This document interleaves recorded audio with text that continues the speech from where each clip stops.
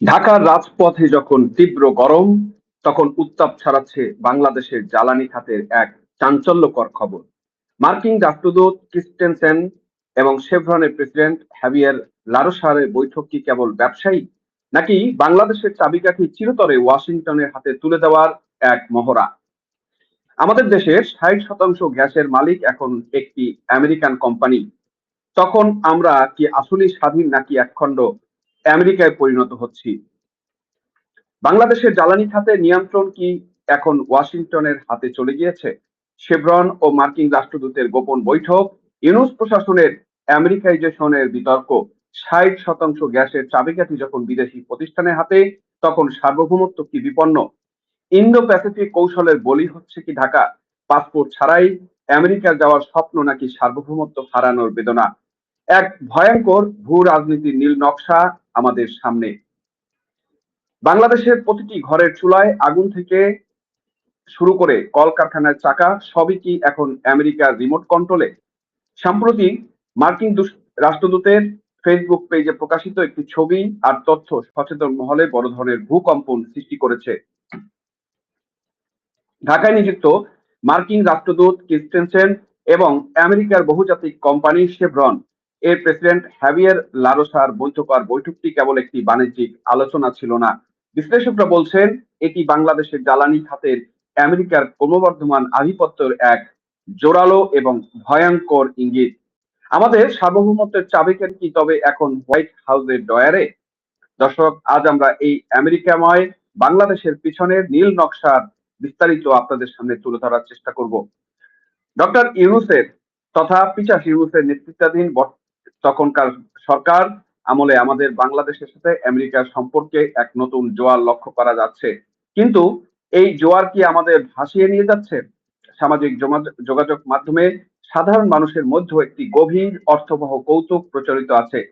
ইউনুস প্রশাসন বাংলাদেশকে এতটাই আমেরিকায় করেছে যে সাধারণ মানুষকে আর আমেরিকায় যাওয়ার জন্য পাসপোর্টের চিন্তা করতে হবে না।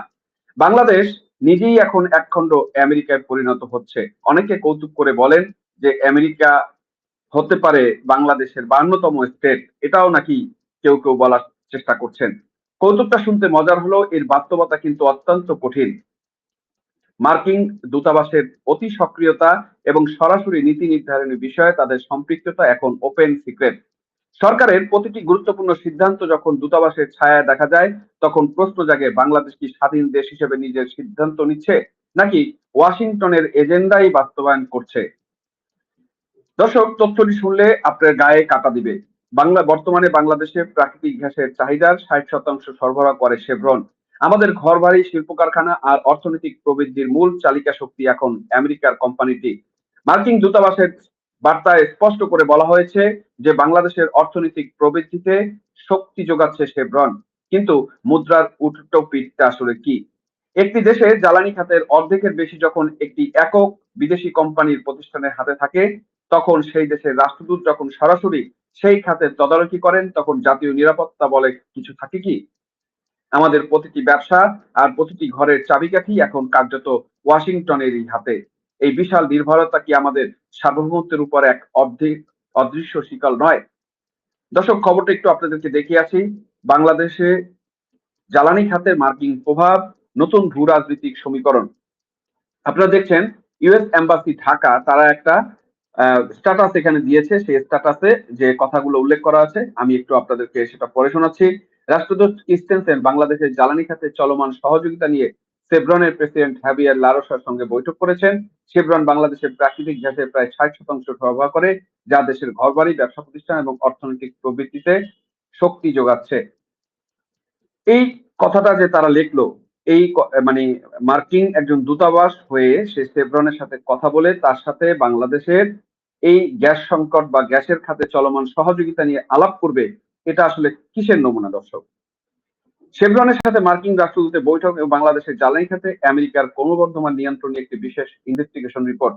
বাংলাদেশের জ্বালানি নিরাপত্তা এবং ভূ রাজনীতি আকাশে এক মেরুকরণের লক্ষ্য করা যাচ্ছে। সম্প্রতি মার্কিন দূতাবাসের ফেসবুক পেজে প্রকাশিত একটি তথ্য বাংলাদেশের ব্যাপক আলোচনা, সচেতন মহলে ব্যাপক আলোচনার জন্ম দিয়েছে। ঢাকার মার্কিন রাষ্ট্রদূত ক্রিস্টেনসেন এবং আমেরিকার বহুজাতিক কোম্পানি শক্তি উৎপাদনকারী প্রতিষ্ঠান শেভরনের প্রেসিডেন্ট হ্যাভিয়ার লারোসার মধ্যে বৈঠকটি কেবল একটি বাণিজ্যিক আলোচনা নয়, বরং এটি বাংলাদেশের জ্বালানি খাতের আমেরিকার ক্রমবর্ধমান আধিপত্যের এক জোরালো ইঙ্গিত বলে মনে করছে বিশ্লেষকরা। শেভরন ও বাংলাদেশের গ্যাস সেক্টর এক বিশাল আধিপত্য। বর্তমান বাংলাদেশের প্রাকৃতিক গ্যাসের চাহিদার 60% সরবরাহ করে শেভরন। ঘরবাড়ি, কলকারখানা, সক্রিয় অর্থনৈতিক প্রবৃদ্ধি মূল চালিকা শক্তি হিসেবে এই আমেরিকার কোম্পানিটি কাজ করছে। দূতাবাসের বার্তায় স্পষ্ট বলা হয়েছে যে বাংলাদেশের অর্থনৈতিক প্রবৃদ্ধির শক্তি যোগাচ্ছে এই মার্কিন প্রতিষ্ঠানটি। ইউনূস প্রশাসন ও আমেরিকানাইজেশন বিতর্ক। ডক্টর ইউনূসের অন্তর্বর্তীকালীন নেতৃত্বাধীন অন্তর্বর্তীকালীন সরকারের আমলে বাংলাদেশের সাথে আমেরিকার সম্পর্কের নতুন মাত্রা যোগ হয়েছে। সামাজিক যোগাযোগ মাধ্যম এবং রাজনৈতিক মহলে এই আলোচনার প্রবল যে বাংলাদেশ এখন ক্রমশ আমেরিকার প্রভাব বলয়ে ঢুকে পড়েছে। পাসপোর্ট ছাড়াই কি আমেরিকা যাওয়া যাবে, সেই প্রশ্ন কিন্তু তারা করছেন। নেটিজেনের মধ্যে একটি কৌতুকপূর্ণ গভীর অর্থবহ কথা প্রচলিত আছে। ইউনূস প্রশাসন বাংলাদেশকে এতটাই আমেরিকাইজড করেছে যে বাংলাদেশের সাধারণ মানুষকে আর পাসপোর্ট নিয়ে চিন্তা করতে হবে না। বাংলাদেশ নিজেই এখন একখণ্ড আমেরিকায় পরিণত হচ্ছে।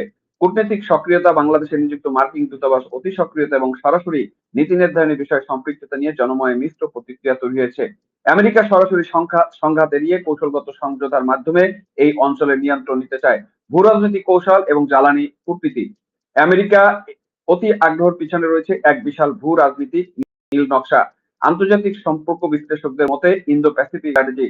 আমেরিকা বাংলাদেশকে তাদের ইন্দো প্যাসিফিক কৌশলের প্রধান অংশীদার হিসেবে বেছে নিয়েছে। অস্ট্রেলিয়া বা জাপানের চেয়েও আমেরিকাকে এখন বাংলাদেশের উপর বেশি গুরুত্ব দিতে দেখা যাচ্ছে। নিরাপত্তা ও ম্যাপিং। জ্বালানি খাতের বিনিয়োগের উসিলায় আমেরিকা মূলত এই অঞ্চলে একটি মিলিটারি ম্যাপিং বা কৌশলগত অবস্থান তৈরি করতে চায়, যা দিয়ে তারা পরবর্তী বা পার্শ্ববর্তী মিয়ানমার এবং ভারতের উপর নজরদারি করতে পারবে। চীনকে ঠেকানোর ছক।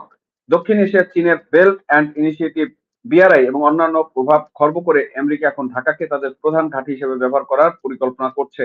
জ্বালানি বাজারে নতুন মেরুকরণ। ওপেক এর ক্ষমতা হ্রাস এবং বৈশ্বিক জ্বালানি বাজারে আমেরিকার নিয়ন্ত্রণ বাড়ানোর প্রচেষ্টায় বাংলাদেশ একটি গুরুত্বপূর্ণ গুটি হিসেবে ব্যবহৃত হতে পারে।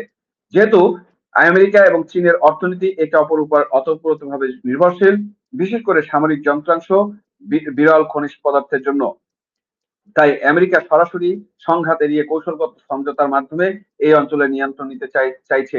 সার্বভৌমত্বের যে ঝুঁকির মুখে এসছে সেটাও কিন্তু এখানে বলা হয়েছে। একটি দেশের জ্বালানি খাতে 60% যখন একটি বিদেশি প্রতিষ্ঠানের হাতে থাকে এবং সে দেশের রাষ্ট্রদূত যখন সরাসরি সেই খাতের তদারকি করেন, তখন জাতীয় নিরাপত্তা এবং সার্বভৌমত্ব নিয়ে প্রশ্ন ওঠাই স্বাভাবিক। বাংলাদেশের প্রতিটি ঘর এবং ব্যবসার চাবিকাঠি কার্যত এখন ওয়াশিংটনের হাতে। এই আমেরিকা হয়ে ওঠা বাংলাদেশের ভবিষ্যৎ কতটুকু স্বাধীন সিদ্ধান্ত নিতে পারবে তা সময় বলে দিবে। দর্শক, আপনারা চিন্তা করেন আমরা কতটা ভয়ঙ্কর অবস্থার মধ্যে রয়েছি, যে আমাদের বাংলাদেশের সম্পদ, আমাদের বাংলাদেশের জিনিস, এটা নিয়ে মাতব্বরি তারা কারা করছে, যারা এটার মালিক না। এই হচ্ছে বর্তমান অবস্থা। ইউনূস এবং তারেক সরকার প্রশাসন সম্পূর্ণভাবে আমেরিকাকে এমন ভাবে বাংলাদেশকে বিস্তার করতে দিয়েছে যে আমেরিকা তার নিজের ক্ষুধা মিটানোর জন্য বাংলাদেশকে শুধু দিনের পর দিন লুটপাট এবং যে কোনো ভাবে লুটপাট করেই এই বাংলাদেশকে তারা খোবলা করতে চায় এবং তলাবিহীন ঝুড়ি বানানোর যে পরিকল্পনা, সেটাই কিন্তু তারা বাস্তবায়নের পথে রয়েছে। আমেরিকার এই অতি আগ্রহের পিছনে রয়েছে এই যে ভূ রাজনৈতিক চালের কথা আমরা এখানে বলা হলো, সেটা এক ইন্দো প্যাসিফিক স্ট্র্যাটেজি। অস্ট্রেলিয়া বা জাপানের চেয়েও আমেরিকা এখন বাংলাদেশের উপর বেশি গুরুত্ব দিচ্ছে। কেন? দুই, নিরাপত্তা বা ম্যাপিং। জ্বালানি খাতে বিনিয়োগের উসিলায় আমেরিকা মূলত এই অঞ্চলে একটি মিলিটারি ম্যাপিং বা মিলিটারি বেস ক্যাম্প তৈরি করতে চায়। এই অবস্থান থেকে তারা পার্শ্ববর্তী, আমরা যেটা বলছি, দুইটা পরাশক্তি যেমন ভারত এবং চীনকে তারা মনিটরিং বা নজরদারি করতে চায়। চীনকে ঠেকানো তাদের একটা মূল উদ্দেশ্য এবং সেক্ষেত্রে তারা বাংলাদেশকে বেস হিসেবে নিতে চাচ্ছে। দর্শক, দক্ষিণ এশিয়ার চীনের বেল্ট অ্যান্ড ইনিশিয়েটিভ খর্ব করতে ঢাকাকে তাদের প্রধান ঘাঁটি হিসেবে ব্যবহার করার পরিকল্পনা সাজিয়েছে সেই বাইডেন এবং তার পরবর্তী প্রশাসন। একই পথে কিন্তু তারা চলছে। আমেরিকা এবং চীনের অর্থনীতি একে অপরের নির্ভরশীল থেকে কিন্তু দক্ষিণ এশিয়ার নিয়ন্ত্রণ নিতে আমেরিকা এখন সরাসরি সংঘাত এড়িয়ে কৌশলগত আধিপত্যের পথ বেছে নিয়েছে। বিশ্বের রাজনীতিতে কূটনীতির আরেকটি বড় হাতিয়ার হলো জ্বালানি। ওপেকের, আপনারা জানেন সম্প্রতি ইরান যুদ্ধে আমেরিকার পরাজয়ের পরে ওপেক ভেঙে যাওয়ার, ওপেক মোটামুটি কিন্তু ভেঙে গিয়েছে এবং তার ক্ষমতা হ্রাস পেয়েছে। এই ক্ষমতা হ্রাস পাওয়াতে আমেরিকার যে একক নিয়ন্ত্রণ সেটা কিন্তু অনেকটাই খর্ব হয়েছে। আমেরিকা জানে জ্বালানি খাতের নিয়ন্ত্রণ মানে হলো একটি দেশের মেরুদণ্ড নিয়ন্ত্রণ করা।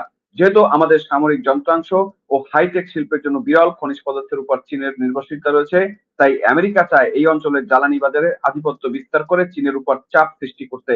আর এই লড়াইয়ে বাংলাদেশের সার্বভৌমত্ব আজ এক বিশাল ঝুঁকির মুখে। দর্শক, পরিশেষে একটা কথাই বলতে চাই, উন্নয়ন আমরা চাই, কিন্তু তা কি নিজের স্বাধীনতা বিকিয়ে দিয়ে? বাংলাদেশের প্রতিটা ঘরের চাবিকাঠি যখন ওয়াশিংটনের হাতে, তখন আমাদের ভবিষ্যৎ কতটুকু স্বাধীন সিদ্ধান্ত নিতে পারবে বা এবং স্বাধীন আছি বা আমরা স্বাধীন থাকবো, তা কিন্তু সময় বলে দিবে। উন্নয়ন ও আর আধিপত্যের মধ্যকার এই সূক্ষ্ম রেখাটি এই ইউনূস প্রশাসন আমাদের যেটা করেছিল সেটা কিন্তু ধ্বংস করে দিয়েছে। দর্শক, আপনারা কি মনে করেন বাংলাদেশ কি আসলেই আমেরিকা যায় হয়ে গিয়েছে বা আমেরিকার অঙ্গরাজ্যে পরিণত হচ্ছে? আমাদের জ্বালানি খাতের 60% বিদেশিদের হাতে থাকা কি নিরাপদ? কমেন্টে আপনাদের মতামতগুলো আমাদের জানাবেন। এবং এই বেন স্টেনসনের এভাবে কি অধিকার রয়েছে কিনা বাংলাদেশের আভ্যন্তরীণ বিষয়ে তার হস্তক্ষেপ, এভাবে নগ্ন হস্তক্ষেপ করার? এবং তাতে আপনারা কি কমফোর্ট ফিল করছেন?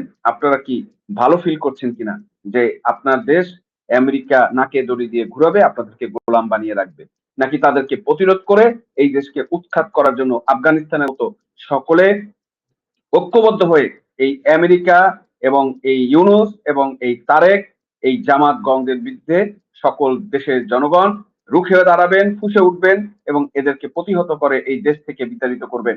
দর্শক, ভিডিওটি শেয়ার করে সার্বভৌমত্ব রক্ষায় আপনার জনমত তৈরি করুন, সজাগ থাকুন, নিজের স্বার্থের পক্ষে থাকুন। আজ এ পর্যন্তই, দেখা হবে পরবর্তী ভিডিওতে অন্য কোনো বিষয় নিয়ে। ততক্ষণ ভালো থাকবেন, সুস্থ থাকবেন এবং নিরাপদ থাকবেন।